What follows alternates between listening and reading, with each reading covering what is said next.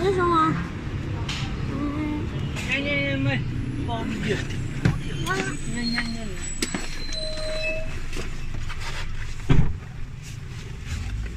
Cái mua cà phê. Đi ra 3H trường hướng đạo. Vâng ạ. Tí lo chua. Cái gì? Tí lo nó. Đó là gì? Cái thay cái là nhớ bài mua cà phê. Còn nắm mua chop lỡ mua cà phê. Oh, kamu ada cucu kami. My God. You want to die? Nó nên về chơi mua. Chú sư mà. Mua chop lỡ trời ơi. Ai tập sự. Tôi chỉ hái chỉ chua chết chai vậy. Thân trai sao là cho con nghe giảm á. Con nổ nọ sư mà. Chỉ mua cho có một chiếc. Chẳng chỉ tao bé. Chờ. Mua tật tật.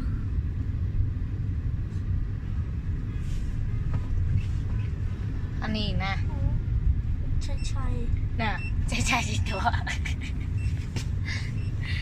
My God. Có gì cho trong sao mua luôn này nè.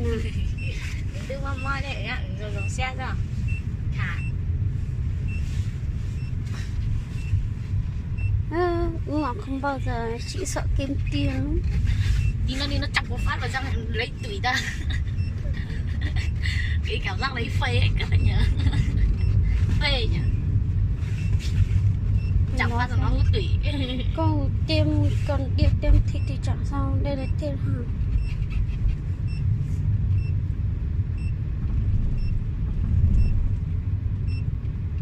Em nó bị sâu răng tí, hôm nào về đưa nó đi nhổ. Hỏi qua luôn nhé, mình khám trước rồi. Chị cũng định làm mấy cái răng này đã, hàn qua cho nó trắng. Rồi mình mới khám răng. Hàn qua hả? Chị cũng hàn răng mà. Đây. Đây nhé. Bởi vì chỗ kia. Đấy chỉ cạo ra thôi. Hả? Đấy người ta chỉ cạo thôi. Vì thế nó bị đen này thì Tí bị đính đá không? Tí chị đính đá không? Em nên nẹp răng nhỉ? Răng này chắc không được nẹp đâu. Răng của em đẹp rồi. Ôi răng ông dạy đẹp lắm luôn. Răng vậy á? Ồ đẹp ơi, cơ đi đâu mọi kia cũng khen ông ấy tự hào ấy. Mọi người ông xấu xấu không nhỉ? Như của ông ấy đẹp lắm. Răng đẹp ơi là đẹp luôn đấy, như đi thẩm mỹ ấy. Hôm nào em bảo ông đi cạo về trường trắng đi bé xua này. Sếp đi cười bé xua ấy. Sếp xua ấy này. Meet show Ai? bé xua ấy. Sai muốn lấy sai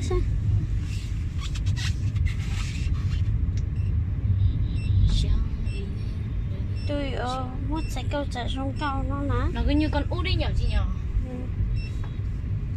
Trông đâu? Đây toàn chị em thôi, chồng đâu ra. Nhưng mà kiểu con này cũng theo đạo thôi, xong kiểu bố mẹ như bên kia tổ chức rồi sao ấy, em không thấy. Nhưng mà chồng con này già nhở. Già hơn cả thằng người.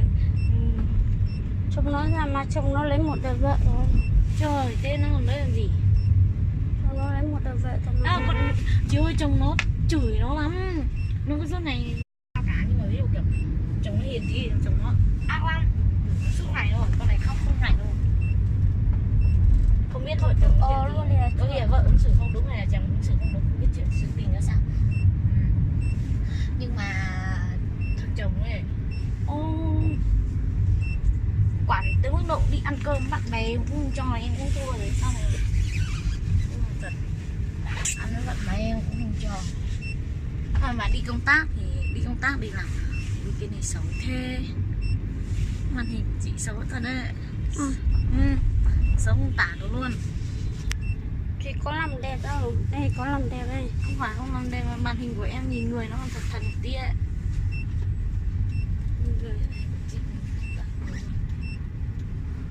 Ôi, Vision Genius. Mua không hiểu. Giáo sư su chạy. Câu Lý là gì? Hàn Quốc á? Đâu. Bộ tư lệnh bộ đội biên phòng. Hôm trước em nằm ở đâu 108 này lâu.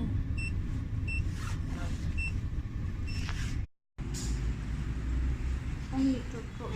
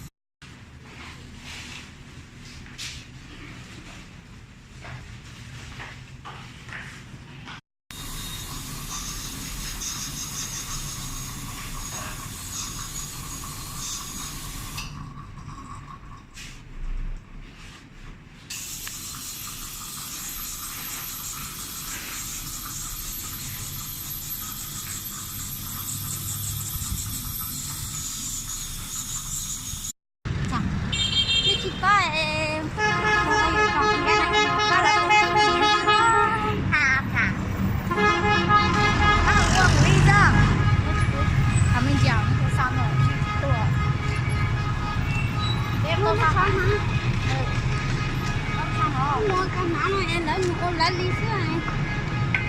Mua ly em mà to nó cái má răng.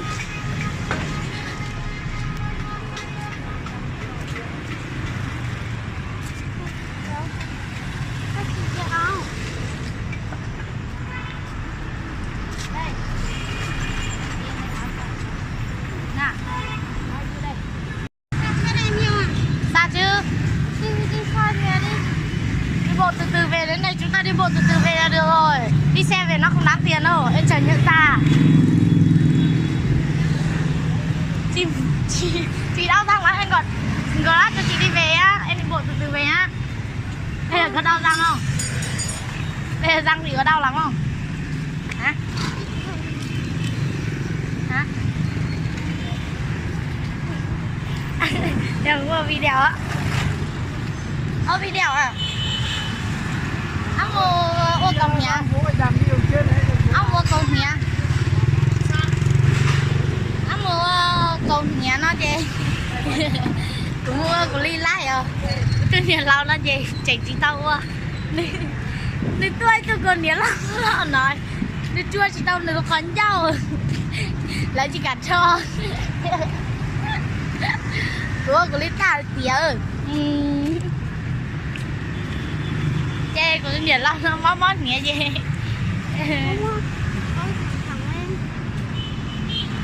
Cái chồng ôi đi nó tăng. Cái chị ôi tên mua lá liêu tên này. Mua cái liêu tê. Đấy chị không lấy cao răng à? Chị không há miệng được nên là không lấy. Chị không há miệng được đúng không? Bây giờ của tôi nhà lâu nó nữ. À chị tao là nữ. À nó là. Cái lẩu của ly ấy. Của ly lâu nữ chị tao như món là chị áo với nó đó. Ok. Mà chị nên đùa nữ chị chỉ đi à. Nếu mà món nữa luôn chị lái à.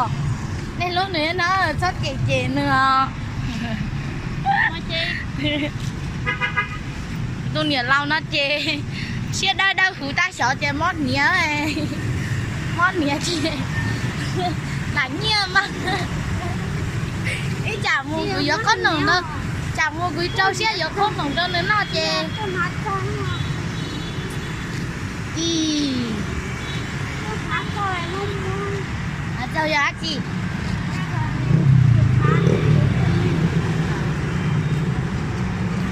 Ê. Không còn mấy răng cái nhất cũng phải 2-3 triệu vàng. Chỗ này á, chỗ này là nhổ như này là đúng không? Trước mà em đi hàn răng ấy. Nhá răng là cứ tôi nhớ lâu ư chạy muốn cái tao muốn chế. Cứ tôi nhớ lâu tích tôi hay ăn lọt đây. Đây ra sao cho ra gì? Thế nì mama nè. Mama nè này ai chỉ lái đi à. Chê nên trả nó chỉ phút nữa.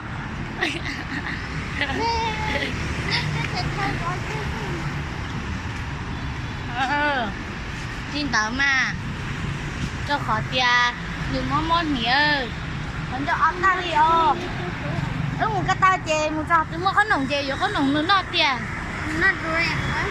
Muốn ăn ice cream nó. Nó chi? Muốn ăn chi? Đuôi, Hả? đuôi. Green hả chi?